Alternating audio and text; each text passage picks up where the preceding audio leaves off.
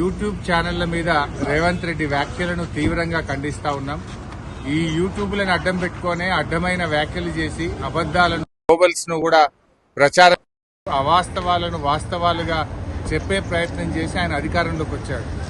కానీ ఇవాళ అవే యూట్యూబ్ ఛానళ్లు నీ అక్రమాలను, నీ మాట తప్పిన తీరును, నీ మోసాలను ఎండగడతా ఉంటే ఇవాళ యూట్యూబ్లను తక్కువ చేసి మాట్లాడడం అనేది చాలా విడ్డూరంగా ఉన్నది.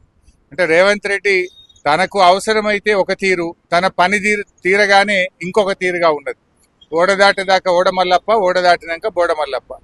ఈ యూట్యూబ్లనే వాడుకున్నావు కదా.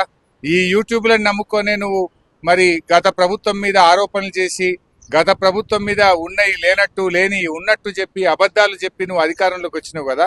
అవే యూట్యూబ్లు నీ బండారాన్ని బట్టబయలు చేస్తుంటే, నీ అవినీతిని బయట పెడుతుంటే, నీ యొక్క డొల్లతనాన్ని, నీ మాట తప్పిన తీరును, నువ్వు ప్రజల్ని మోసం చేసిన విషయాలను బయట పెడతా ఉంటే ఇవాళ నువ్వు తట్టుకోలేకపోతున్నావు. తట్టుకోలేక నీ అక్కసును యూట్యూబ్ల మీద వెళ్ళబుచ్చుతా ఉన్నావు. ఇవాళ ప్రజలకు అర్థమైపోయింది, ఇవే యూట్యూబ్ ఛానల్ బిడ్డ నిన్ను గద్దెదించడానికి రాష్ట్రంలోని యూట్యూబ్ ఛానళ్ళన్నీ ఒకటైతాయి, నీ బండారాన్ని బయట పెడతారు.